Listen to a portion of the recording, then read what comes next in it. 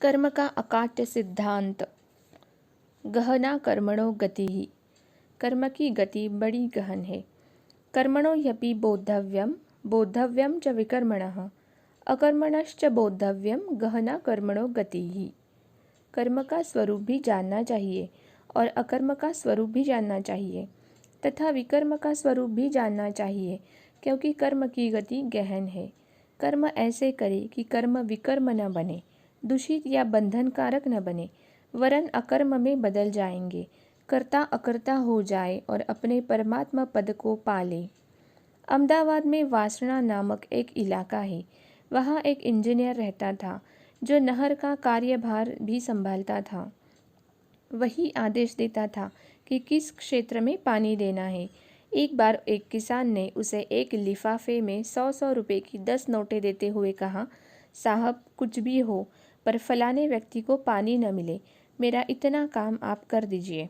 साहब ने सोचा कि 1000 रुपये मेरे भाग्य में आने वाले हैं, इसलिए यह दे रहा है, किंतु गलत ढंग से रुपए लेकर मैं क्यों कर्म बंधन में पड़ूं? 1000 रुपये आने वाले होंगे तो कैसे भी करके आ जाएंगे। मैं गलत कर्म करके 1000 रुपये क्यों लूँ? मेरे अच्छे कर्मों से अपने आप रुपए आ जाएंगे। अतः उसने 1000 रुपये उस किसान को लौटा दिए। कुछ महीनों बाद वह इंजीनियर एक बार मुंबई से लौट रहा था। मुंबई से एक व्यापारी का लड़का भी उसके साथ बैठा। वह लड़का सूरत आकर जल्दबाजी में उतर गया और अपनी अटैची गाड़ी में ही भूल गया। वह इंजीनियर समझ गया कि अटैची उसी लड़के की है। अहमदाबाद रेलवे स्टेशन पर गाड़ी रुकी। अटैची लावारिस पड़ी थी। उस इंजीनियर ने अटैची उठा ली और घर ले जाकर खोली। उसमें से पता और टेलीफोन नंबर लिया। इधर सूरत में व्यापारी का लड़का बड़ा परेशान हो रहा था कि हीरे के व्यापारी के इतने रुपए थे, इतने लाख का कच्चा माल भी था, किसको बताएंगे तब भी मुसीबत होगी। दूसरे दिन सुबह सुबह फ़ोन आया कि आपकी अटैची रेलगाड़ी में रह गई थी, जिसे मैं ले आया हूँ और ये मेरा पता है, आप इसे ले जाइए। बाप बेटा गाड़ी लेकर वासना पहुँचे और साहब के बंगले पर पहुँचकर उन्होंने पूछा, साहब आपने ही फ़ोन किया था? साहब बोले, आप तसल्ली रखें, आपका सब सामान सुरक्षित है। साहब ने अटैची दी। व्यापारी ने देखा कि अंदर सभी माल सामान एवं रुपए ज्यों के त्यों है। ये साहब नहीं भगवान है। ऐसा सोचकर उसकी आंखों में आंसू आ गए। उसका दिल भर आया। उसने कोरे लिफाफे में कुछ रुपए रखे और साहब के पैरों पर रखकर हाथ जोड़ते हुए बोला, साहब फूल नहीं तो फूल की पखुंडी ही सही, हमारी इतनी सेवा ज़रूर स्वीकार करना। साहब बोले, 1000 रुपये रखे हैं ना? व्यापारी, साहब आपको कैसे पता चला कि 1000 रुपये है? साहब, 1000 रुपये मुझे मिल रहे थे बुरा कर्म करने के लिए, किंतु मैंने वह बुरा कार्य यह सोचकर नहीं किया कि यदि 1000 रुपये मेरे भाग्य में होंगे तो कैसे भी करके आएंगे।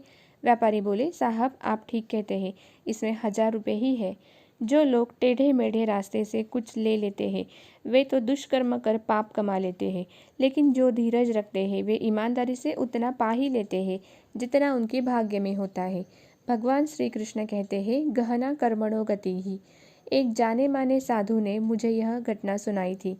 बापूजी, यहाँ गया जी में एक बड़े अच्छे जाने माने पंडित रहते थे। एक बार नेपाल नरेश साधारण गरीब मारवाड़ी जैसे कपड़े पहनकर पंडितों के पीछे भटका कि मेरी दादा का पिंडदान करवा दो, मेरे पास पैसे बिल्कुल नहीं है। हाँ, थोड़े से लड्डू लाया हूँ, वही दक्षिणा में दे सकूँगा।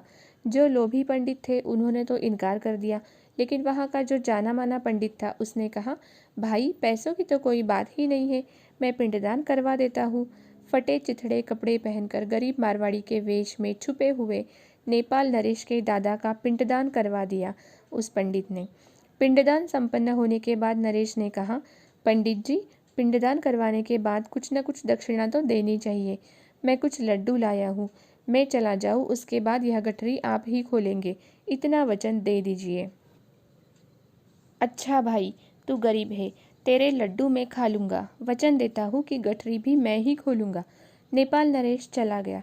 पंडित ने गठरी खोली तो उसमें से 1 किलो के सोने के 19 लड्डू निकले। वे पंडित अपने जीवन काल में बड़े बड़े धर्म कार्य करते रहे, लेकिन सोने के वे लड्डू खर्च में आए ही नहीं।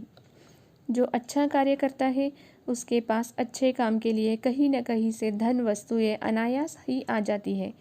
अतः 19 किलो के सोने के लड्डू ऐसे ही पड़े रहे।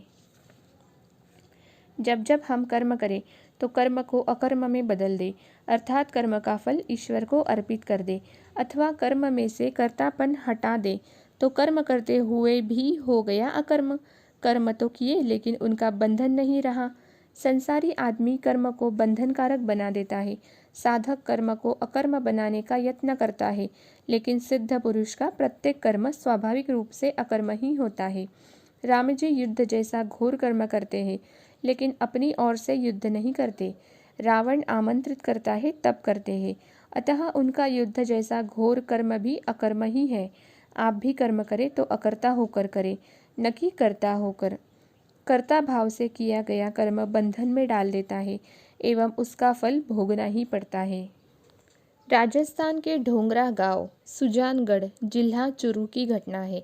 एक बकरे को देखकर ठकुराइन के मुंह में पानी आ गया। वह अपने पति से बोली, देखो जी, यह बकरा कितना हृष्ट पुष्ट है।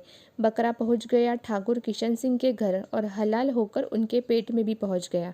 12 महीने के बाद ठाकुर किशन सिंह के घर बेटे का जन्म हुआ। बेटे का नाम बाल सिंह रखा गया। वह 13 साल का हुआ तो उसकी मंगनी हो गई एवं 14वां पूरा होते होते शादी की तैयारी भी हो गई। शादी के वक्त ब्राह्मण ने गणेश पूजन के लिए उसको बिठाया, किंतु ये क्या, ब्राह्मण विधि शुरू करे उसके पहले ही लड़के ने पैर पसारे और लेट गया। ब्राह्मण ने पूछा, क्या हुआ क्या हुआ? कोई जवाब नहीं। माँ रोई, बाप रोया। सारे बाराती इकट्ठे हो गए, पूछने लगे कि क्या हुआ? लड़का, कुछ नहीं हुआ है, अब तुम्हारा मेरा लेखा जोखा पूरा हो गया है। पिता बोले, वह कैसे बेटा? लड़का बोले, बकरियों को गर्भाधान कराने के लिए उदरासर के चारण कुंवरदान ने जो बकरा छोड़ रखा था उसे तुम ठकुराइन के कहने पर उठा लाए थे। वही बकरा तुम्हारे पेट में पहुंचा और समय पाकर तुम्हारा बेटा होकर पैदा हुआ। वह बेटा लेना देना पूरा करके अब जा रहा है। राम राम। बकरे की काया से आया हुआ बाल सिंह तो रवाना हो गया, किंतु किशन सिंह सिर कूटते रह गए। तुलसीदास जी कहते हैं, करम प्रधान विश्व करी राखा, जो जस करई सो तस फलु चाखा। अध्याय दूसरा, कर्म कैसे करें। श्रीमद् भगवद गीता के 3रे अध्याय कर्म योग में भगवान श्री कृष्ण अर्जुन से कहते हैं, तस्मादसक्तः सततम कार्यम कर्म समाचर, असक्तो ह्याचरन् कर्म परमाप्नोति पुरुषः। तू निरंतर आसक्ति से रहित होकर सदा कर्तव्य कर्म को भली भांति करता रहे, क्योंकि आसक्ति से रहित होकर कर्म करता हुआ मनुष्य परमात्मा को प्राप्त हो जाता है। गीता में परमात्मा प्राप्ति के 3 मार्ग बताए गए हैं, ज्ञान मार्ग, भक्ति मार्ग और निष्काम कर्म मार्ग।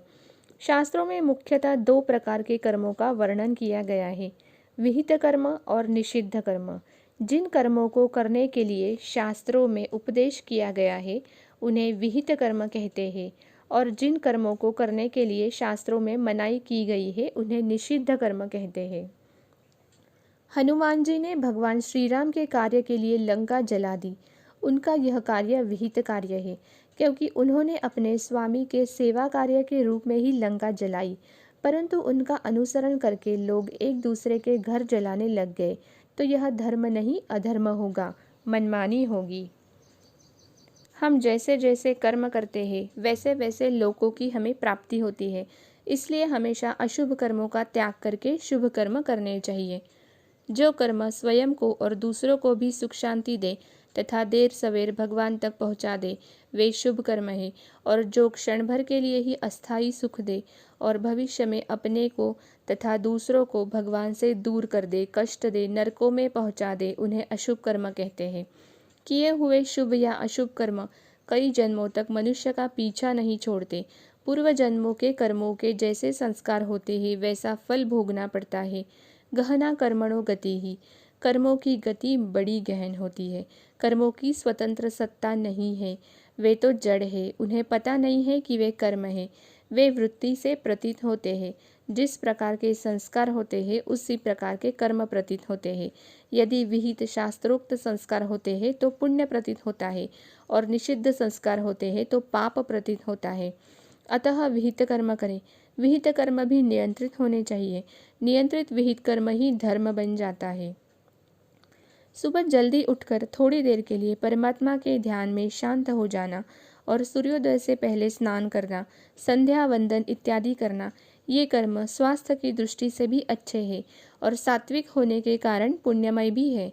परंतु किसी के मन में विपरीत संस्कार पड़े हैं तो वह सोचेगा कि इतनी सुबह उठकर स्नान करके क्या करूँगा। ऐसे लोग सूर्योदय के पश्चात उठते हैं। उठते ही सबसे पहले बिस्तर पर चाय की मांग करते हैं और बिना स्नान किए ही नाश्ता कर लेते हैं। शास्त्रानुसार ये निषिद्ध कर्म है। ऐसे लोग वर्तमान में भले ही अपने को सुखी मान ले, परंतु आगे चलकर शरीर अधिक रोग शोकग्रस्त होगा। यदि सावधान नहीं रहे तो तमस के कारण नारकीय योनियों में जाना पड़ेगा। भगवान श्री कृष्ण ने गीता में कहा भी है कि मुझे इन 3 लोकों में न तो कोई कर्तव्य है और न ही प्राप्त करने योग्य कोई वस्तु अप्राप्य है, फिर भी मैं कर्म में ही बरतता हूँ। इसलिए विहित और नियंत्रित कर्म करें। ऐसा नहीं कि शास्त्रों के अनुसार कर्म तो करते रहे किंतु उनका कोई अंत ही न हो। कर्मों का इतना अधिक विस्तार न करें कि परमात्मा के लिए घड़ी भर भी समय न मिले। स्कूटर चालू करने के लिए व्यक्ति किक लगाता है, परंतु चालू होने के बाद भी वह किक ही लगाता रहे तो उसके जैसा मूर्ख इस दुनिया में कोई नहीं होगा। अतः कर्म तो करो, परंतु लक्ष्य रखो केवल आत्मज्ञान पाने का, परमात्मा सुख पाने का। अनासक्त होकर कर्म करो, साधना समझकर कर्म करो। ईश्वर परायण कर्म कर्म होते हुए भी ईश्वर को पाने में सहयोगी बन जाता है। आज आप किसी कार्यालय में काम करते हैं और वेतन लेते हैं तो वह है नौकरी, किंतु किसी धार्मिक संस्था में आप वही काम करते हैं और वेतन नहीं लेते तो आपका वही कर्म धर्म बन जाता है। धर्मते बिरति योगते ज्ञाना। धर्म से वैराग्य उत्पन्न होता है। वैराग्य से मनुष्य की विषय भोगों में फंस मरने की वृत्ति कम हो जाती है। अगर आपको संसार से वैराग्य उत्पन्न हो रहा है तो समझना कि आप धर्म के रास्ते पर है, और अगर राग उत्पन्न हो रहा है तो समझना कि आप अधर्म के मार्ग पर है। विहित कर्म से धर्म उत्पन्न होगा, धर्म से वैराग्य उत्पन्न होगा। पहले तो रागाकार वृत्ति आपको इधर उधर भटका रही थी, वह शांत स्वरूप में आएगी तो योग हो जाएगा। योग में वृत्ति एकदम सूक्ष्म हो जाएगी तो बन जाएगी ऋतंभरा प्रज्ञा। विहित संस्कार हो, वृत्ति सूक्ष्मतम हो और ब्रह्मवेत्ता सद्गुरुओं को वचनों में श्रद्धा हो तो ब्रह्म का साक्षात्कार करने में देर नहीं लगेगी। संसारी विषय भोगों को प्राप्त करने के लिए कितने भी निषिद्ध कर्म करके भोग भोगे, किंतु भोगने के बाद खिन्नता, बहिर्मुखता अथवा बीमारी के सिवाय क्या हाथ लगा। विहित कर्म करने से जो भगवत सुख मिलता है वह अंतरात्मा को असीम सुख देने वाला होता है।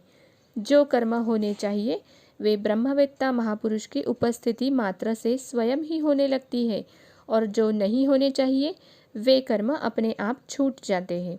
परमात्मा की दी हुई कर्म करने की शक्ति का सदुपयोग करके परमात्मा को पाने वाले विवेकी पुरुष समस्त कर्म बंधनों से मुक्त हो जाते हैं। गीता में भगवान ने कहा भी है कि ब्रह्मज्ञानी महापुरुष का इस विश्व में न तो कर्म करने से कोई प्रयोजन रहता है और न ही कर्म न करने से कोई प्रयोजन रहता है। वे कर्म तो करते हैं परंतु कर्म बंधन से रहित होते हैं। एक ब्रह्मज्ञानी महापुरुष पंचदशी पढ़ रहे थे। किसी ने पूछा, बाबा जी आप तो ब्रह्मज्ञानी हैं, जीवन मुक्त है, फिर आपको शास्त्र पढ़ने की क्या आवश्यकता है? आप तो अपनी आत्ममस्ती में मस्त है, फिर पंचदशी पढ़ने का क्या प्रयोजन है? बाबा जी बोले, मैं देख रहा हूँ कि शास्त्रों में मेरी महिमा का कैसा वर्णन किया गया है। अपनी करने की शक्ति का सदुपयोग करके जो ब्रह्मानंद को पा लेते हैं वे ब्रह्मवेत्ता महापुरुष ब्रह्म से अभिन्न हो जाते हैं। ब्रह्म, विष्णु और महेश उन्हें अपना ही स्वरूप दिखते हैं। वे ब्रह्मा होकर जगत की सृष्टि करते हैं, विष्णु होकर पालन करते हैं और रुद्र होकर संहार भी करते हैं। आप भी अपनी करने की शक्ति का सही सदुपयोग करके उस अमर पद को पालो। जो भी करो ईश्वर को पाने के लिए करो। अपनी अहंता ममता को आत्मा परमात्मा में मिलाकर परम प्रसाद में पावन होते जाओ। हरिओम।